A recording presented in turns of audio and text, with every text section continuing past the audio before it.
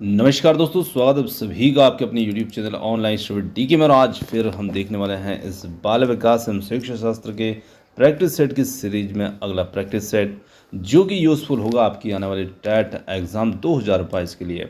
तो चलिए स्टार्ट करते हैं और देखते हैं आज के बाल विकास के 30 अति महत्वपूर्ण प्रश्न। और प्रश्न आपको पसंद आते हैं तो आप वीडियो को लाइक कर सकते हैं, चैनल को सब्सक्राइब कर सकते हैं। चलिए स्टार्ट करते हैं।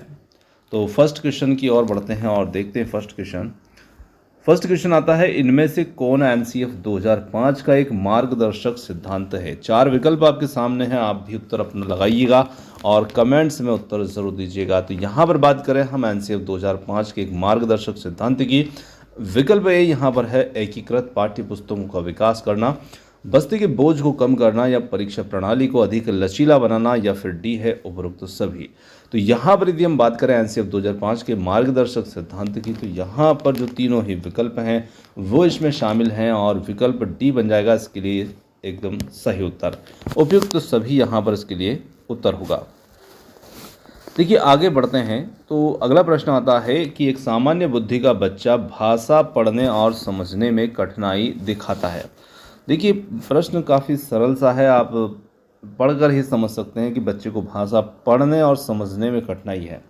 निम्नलिखित में से ये बच्चा निम्नांकित के लक्षणों को इंगित करता है। तो यहाँ पर है डिसलेक्सिया, डिसग्राफिया और डिसकैलकुलिया या फिर डिस्प्रैक्सिया। तो यहाँ पर यदि हम बात करें तो बच्चे को पढ़ने से संबंधित कठिनाई है, पढ़ने संबंधित दोष यहाँ पर बच्चे के अंदर है और उसी वजह से जब वो ठीक से उसको पढ़ नहीं पाता है तो उसको समझने में भी कठिनाई उत्पन्न हो रही है।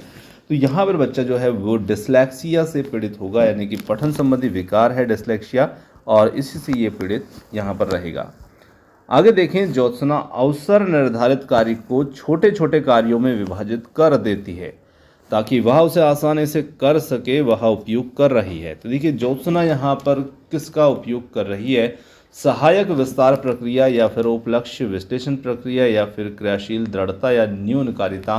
तो विकल्प डी हो जाता है, न्यूनकारिता का यहाँ पर वो उपयोग कर रही है, ऑप्शन डी। चलिए आगे बढ़ते हैं।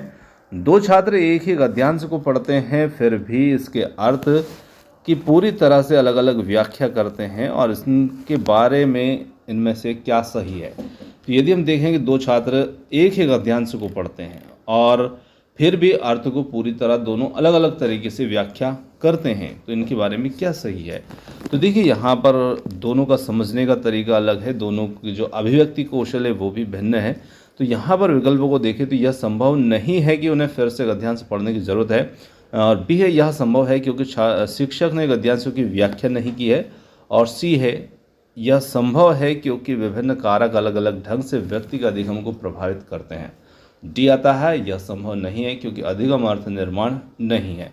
तो देखिए यह संभव है क्योंकि विभिन्न अलग अलग कारक अलग अलग ढंग से व्यक्ति के अधिगम को प्रभावित करते हैं। बिल्कुल ऑप्शन नंबर सी हो जाता है इसके लिए उत्तर, और ये दोनों के अंदर व्यक्तिगत विभिन्नता भी होती है और उसी के कारण यहाँ पर उनका अधिगम विभिन्नता भी देखने को उनमें मिल रही है।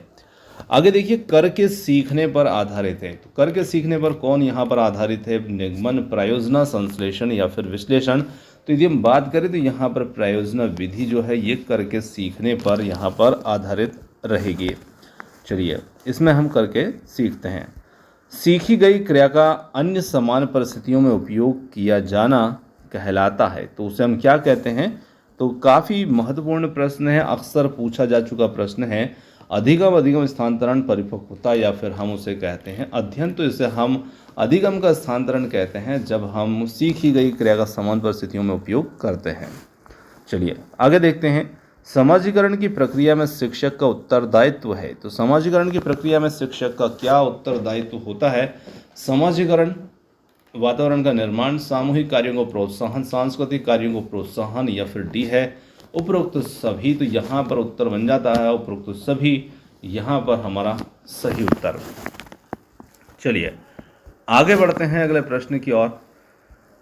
शिक्षार्थी नहीं सीख सकते जब तक। तो शिक्षार्थी नहीं सीख सकते हैं जब तक उन्हें शिक्षा के सामाजिक लक्ष्यों की ज़रूरत के अनुसार नहीं पढ़ाया जाता। बी है उन्हें पता नहीं हो कि पढ़ाई गई बातों को निकट भविष्य में जांचा जाएगा। सी है उन्हें सीखने के लिए तैयार नहीं किया जाता है, और डी है प्रतिदिन घर पर उनके माता पिता के द्वारा विद्यालय में ली गई उनके सीख के बारे में नहीं पूछा जाता है। तो देखिए, जब तक विद्यार्थी नहीं सीखते हैं, जब तक कि उन्हें सीखने के लिए तैयार नहीं किया जाता, जब वो सीखने को तैयार होते हैं तो बिल्कुल वो उतनी ही जल्दी से सीखते हैं। तो उन्हें तैयार होना ज़रूरी है।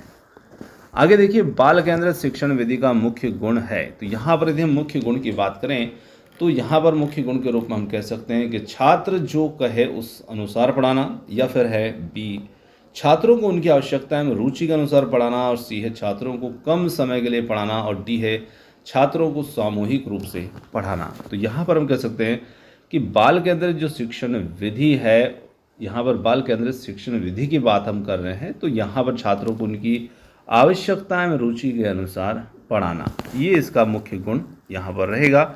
चलिए आगे बढ़ते हैं अगले प्रश्न की ओर।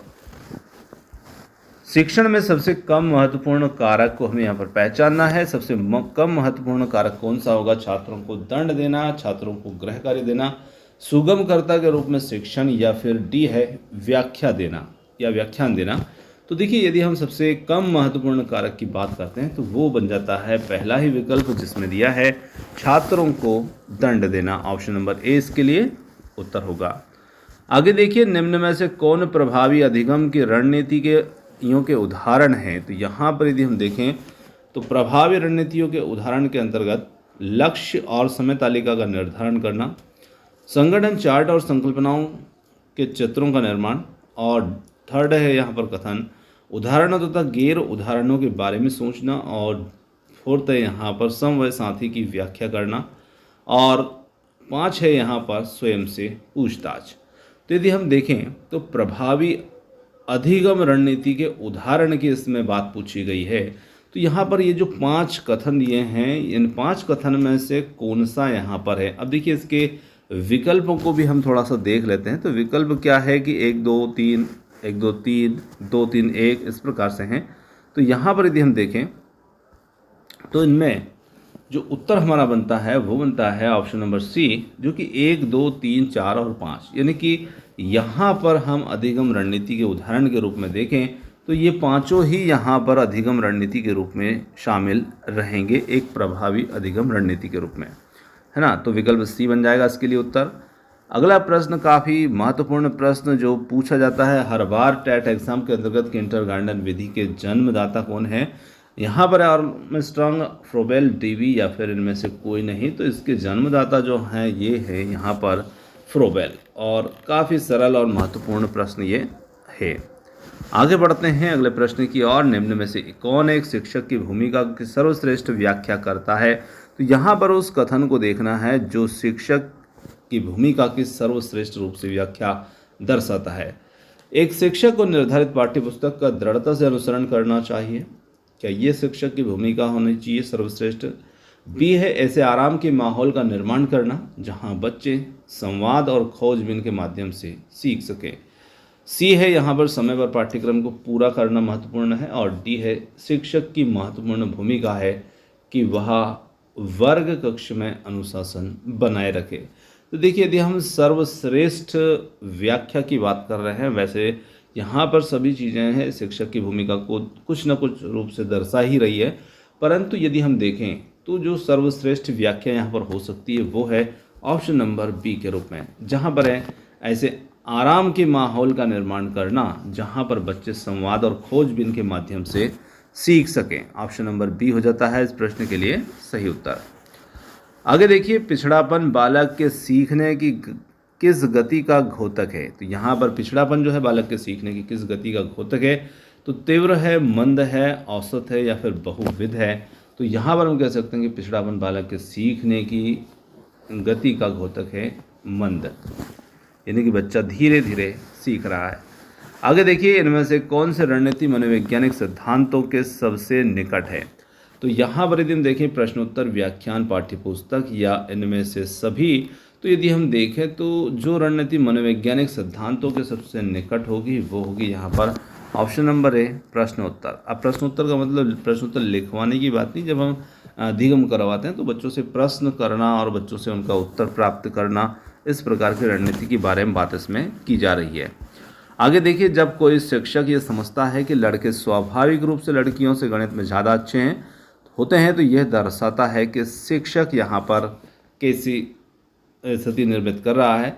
तो चिंतक नैतिक या लिंग भेदी या अच्छी सोच का, तो देखिए यहाँ पर जब एक को ज़्यादा अच्छा और एक को ज़्यादा कमज़ोर बताया जा रहा है, तो यहाँ पर लिंग भेद शिक्षक के द्वारा किया जा रहा है।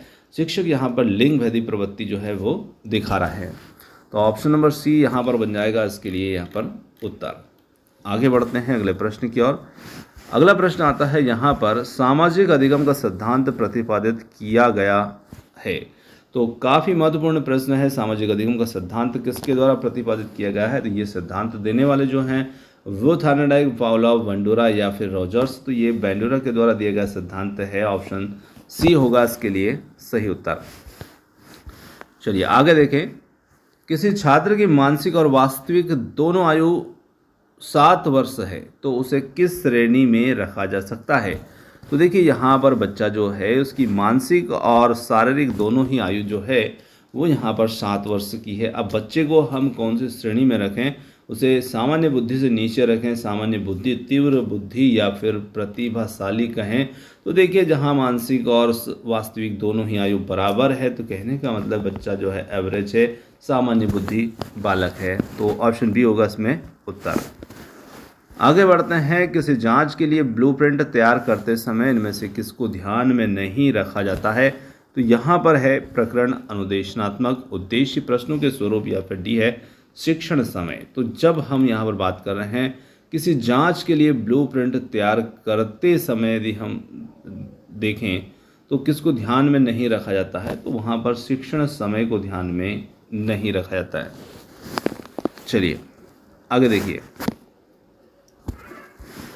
अगला प्रश्न आता है, एनसीएफ 2005 के अनुसार गणित शिक्षण का एक मुख्य उद्देश्य है। तो एनसीएफ 2005 के अनुसार यदि गणित शिक्षण के एक मुख्य उद्देश्य की बात करें तो यहाँ पर है बच्चे की चिंतन प्रक्रिया का गणितीकरण करना, संख्या संबंधी कौशल का विकास करना, समस्या समाधान कौशल का विकास करना या विश्लेषणात्मक योग्यताओं को पोषित करना। तो यहाँ पर बच्चे के अंदर समस्या समाधान का कौशल विकास करना, ये एनसीएफ 2005 के अनुसार गणित शिक्षण का एक मुख्य उद्देश्य है। आगे बढ़ते हैं अगले प्रश्न की ओर। अगला प्रश्न आता है, शिक्षकों को शिक्षार्थियों के समक्ष किसी जानकारी को स्पष्टता और आनंददायी तरीके से रखना चाहिए और इस जानकारी को उन बातों से जोड़ना चाहिए जिसके बारे में शिक्षार्थी नहीं जानते हैं, पूर्व से जानते हैं, या फिर जानने के इच्छुक हैं, या फिर जानने के इच्छुक नहीं हैं। तो यहाँ पर विकल्प सी बन जाता है, जानने के इच्छुक हैं, ये हमारा उत्तर हो जाता है। चलिए ऑप्शन सी इसके लिए उत्तर है। अगला प्रश्न आता है, पाठ योजना का मुख्य भाग है। पाठ योजना का मुख्य भाग क्या होगा।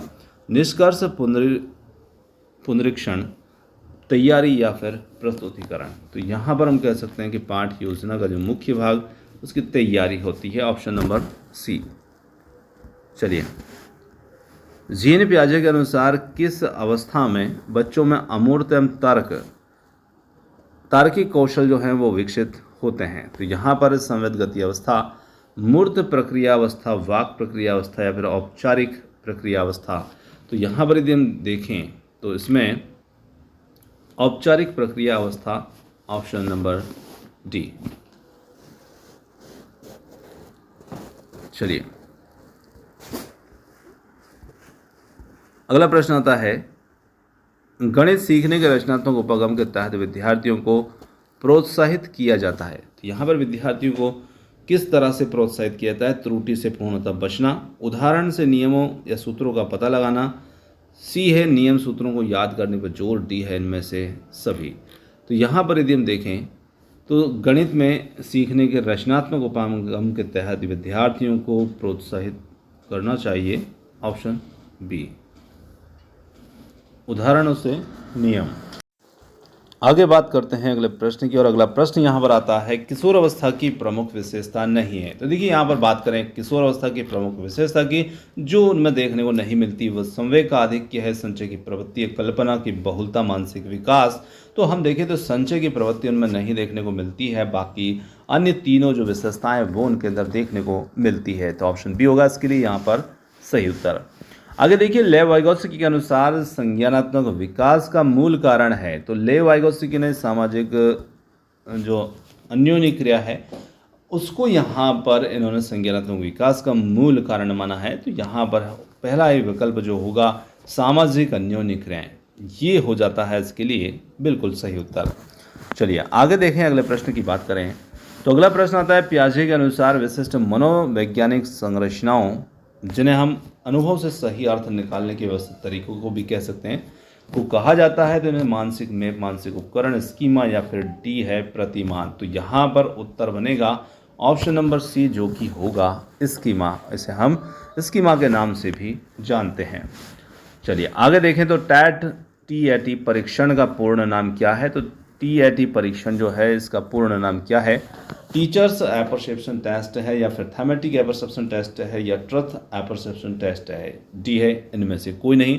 तो TAT का परीक्षण का पूर्ण नाम जो होता है वो थैमेटिक एपरसेप्शन टेस्ट होता है, और बी विकल्प जो होगा वो हो जाता है इसके लिए सही उत्तर। अगला प्रश्न आता है प्रेक्षण का क्या अर्थ होता है। तो प्रेक्षण का अर्थ देखना, जानना, समझना, या फिर सभी। तो प्रेक्षण का अर्थ होता है देखना। ऑप्शन नंबर ए होगा यहाँ पर उत्तर।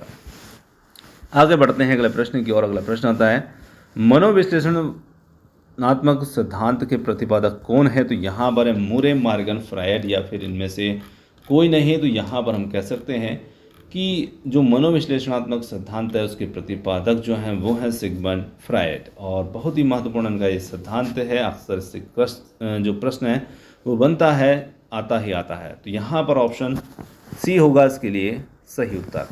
तो दोस्तों यहाँ पर आज के हमारे बाल विकास एवं शिक्षा शास्त्र संबंधित 30 अति महत्वपूर्ण प्रश्न समाप्त होते हैं। प्रश्न आपको कैसे लगे कमेंट्स करके जरूर बताइएगा, और वीडियो पसंद आया तो वीडियो को लाइक, शेयर, चैनल को सब्सक्राइब करना मत भूलिएगा। आपने समय दिया उसके लिए बहुत बहुत धन्यवाद। Thanks for watching. मिलते हैं जल्द ही एक और नए किसी वीडियो के साथ। धन्यवाद।